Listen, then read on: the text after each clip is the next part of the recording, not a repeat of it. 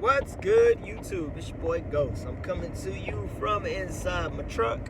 I am headed to, I gotta run some errands today. I gotta go pick the Ram up and what do you call it? Go pick up some tires and a whole bunch of other stuff so I can basically make some moves. But I'm dropping this video today to speak on when it comes to running a trucking company or a brokerage. Your business plan is basically your roadmap to success. So I'm gonna tell y'all what I did for my trucking company and for my brokerage to gain, all the success that I've been able to get. So hopefully you guys can take from this, learn from it, maybe copy it, and hopefully it'll lead you guys to that same success that it's gotten me. So here we go. First of all, when it came to this trucking industry, I know there's a lot of people that want to come into this industry and they really have no clue on how to get into this industry. It's very simple. It's not as hard as everybody makes it seem. It's not very complicated. It's very easy if you sit down and write down everything on a piece of paper. I know Casanova spoke about this in his videos, and he used to tell me the same thing. Like when I first met him, y'all know I was on, well, probably you don't know, but I was on Choice. That was when I first met him and we first really started talking. And he had told me you just gotta write everything down that you want to accomplish in life when it comes to this trucking stuff. And like I told him, cool, like I'm already doing that, but he gave me basically more game on what I needed to like tighten up on. But I know one thing that really helped me out was this. I sat down and I wrote everything. I wrote out everything that I wanted to accomplish in this industry. I told myself I wanted a fleet, I wanted this, I wanted that. And I had short-term goals and I had long-term goals. But what really was, really helped me when it came to my authority finally getting off the ground was when I was on Choice, this is what I did.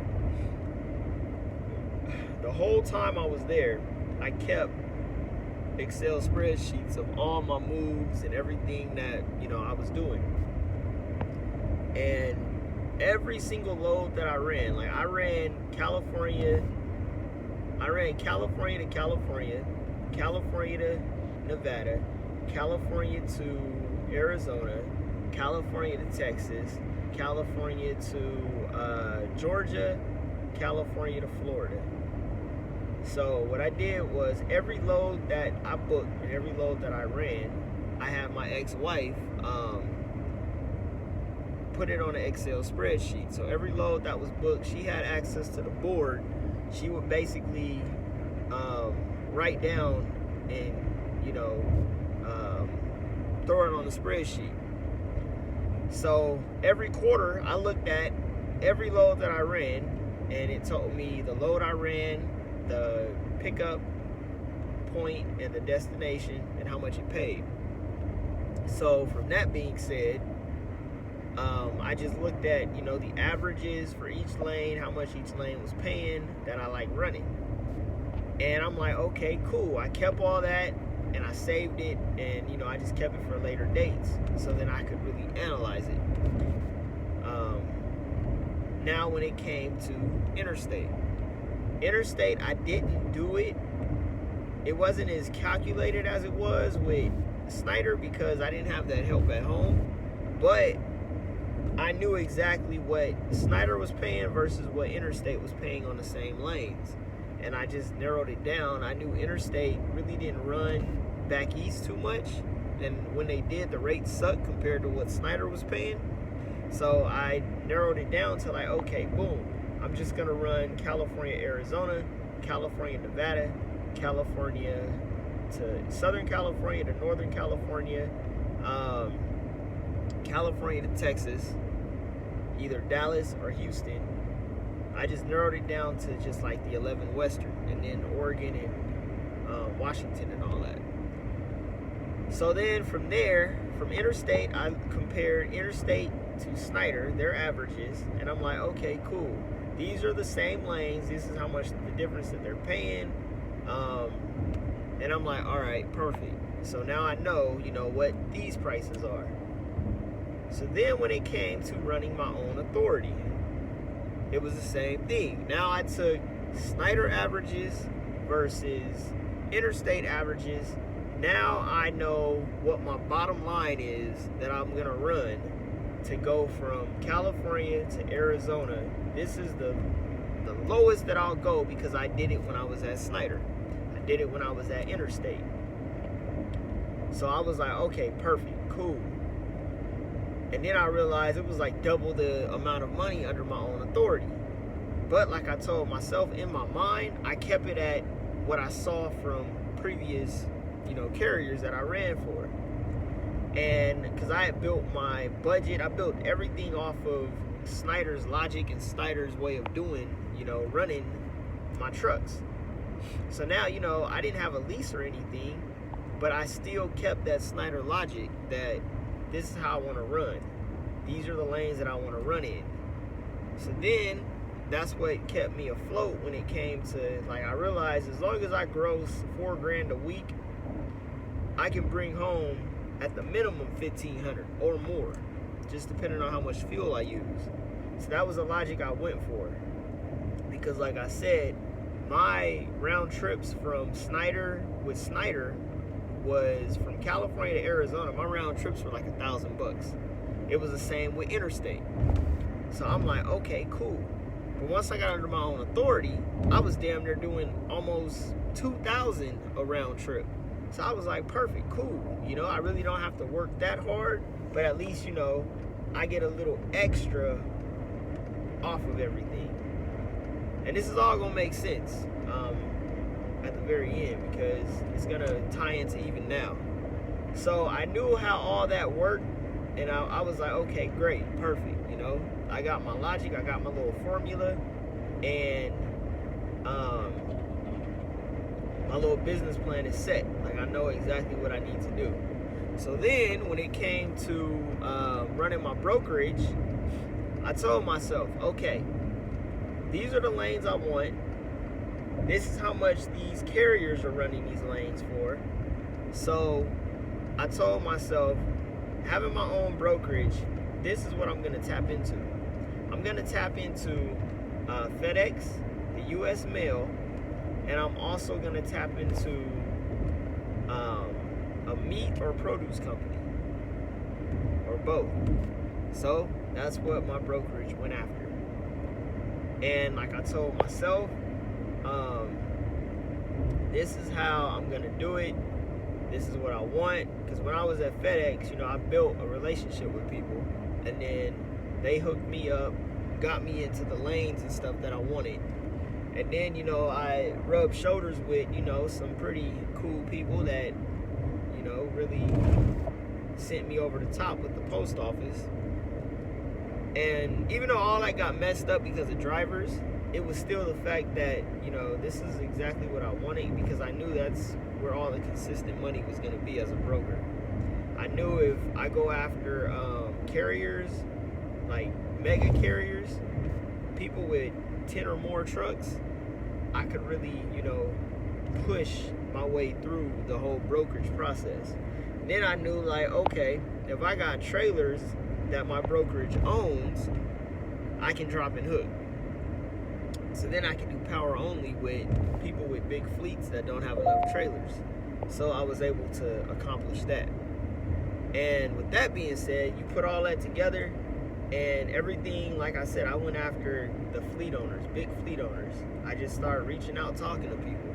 And when it came to the carriers or the shippers that I had, I went after certain shippers because people ask me all the time, you got a brokerage, but you don't ever post loads on the board or anything like that. That's because I have relationships with carriers. I like people with fleets that have teams. I like expedited freight. That's the type of freight I go after as a broker. I don't really deal with 1 or 2 truck operations because they can't really make me money. But if I can drop trailers over at FedEx, and I can drop 3 trailers there, I'm gonna do that. I'm gonna drop 3 trailers there, and I'm gonna have a carrier take his whole fleet in there, take my trailers to where they need to go, and then I plugged in the seafood and the meat and all that. So I had reefers getting loaded, reefers coming back on, and then I had reefers dropped inside FedEx. I had some drive in, but I started dropping reefers once I actually got my seafood account back east. That was coming straight back to Cali. So it takes a lot of just research. You just gotta sit down and ask yourself. You gotta write out a business plan if you want to be successful as a owner op, as a fleet owner, as a broker. You gotta write out a business plan, and you have to figure out what areas you want to run, or what areas you want to provide.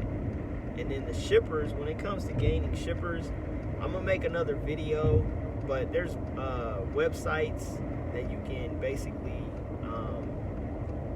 register with. It'll give you a list of all shippers and everything like that. Or you can go on what do you call that, the business section of every state, and you just go to like the little business part, the industrial search, and you can look up every single industrial company in that state, and you just cold call them. And you cold call them, and then you ask them what their capacity is, how many loads a week are they sending out, stuff like that. And you can even write up a little script that you can give to send them out, and you basically send it out to them. You can email it to them. A lot of people like email now. A lot of people don't like doing the whole calling no more, because email is a lot faster. You just do that, and it's basically, you'll send like maybe 10 emails a day, and you might get one person that responds. You might not get nobody that responds. But you're going to do a whole lot of emailing and cold calling and hope that somebody bites. Unless you specifically have certain types of commodity that you want to actually go after, which that's what I did. I cold called some people, but for the most part, I just did a lot of research on what I wanted to, the commodities I wanted to pick up, and the commodities I wanted people to haul. The same with my trucking company. I had certain things that I wanted my trucks to do, and I just wrote it all down, and I knew averages already because of what I already had been running. I knew my bottom line, like the lowest that I can still pay all my bills and perform. That's really the main thing that's going to make you successful in this industry, is writing everything down and having a game plan. If you don't do that, you ain't going to be successful. A lot of people like to jump out here and just run wild card and be like, oh, I'm going to buy a truck and I'm just going to run it. And they have no clue on how they're going to run. Then they're like, oh, well, I don't know how to make money. Well, that's because you didn't sit back and write out a plan and figure out, like, okay, if I run here or I run there, is that going to make me money? Unless you lease onto a company and they run that truck over the road. But if you're actually doing spot market or anything like that, you got to really figure out what lanes you want to run. A lot of people don't make money on the spot market, or just don't make money, period, owning fleets, because they try to get out here and just run like a madman. No, you got to really strategically plan all this. And this is the best advice I can give anybody that is trying to become a broker or that's trying to build a fleet. Just write out a plan. If you need help writing out a plan, hit me up and I can probably help you. The best way to get in contact with me is Instagram or Snapchat. Facebook, sometimes I'm starting to check my inbox on there. But the best way to reach out to me and get a hold of me is Instagram, and you can find that link in the description. I know people be leaving their emails in the comments. To be honest, if I read it, I might reach out back to you, but 9 times out of 10 I'll be so busy that I'm probably not going to do it. So don't take it personal. I'm more of a talk on the phone person. I don't really like sending long text messages and long emails and stuff like that. Just call me, because 9 times out of 10 I'm gonna read it, and I'm just gonna get lost in the sea of everything else that I got going on. So I hope this video helps somebody. It's a little long, but it is what it is. Love, peace, prosperity, and I'll catch you on the next one. Deuces.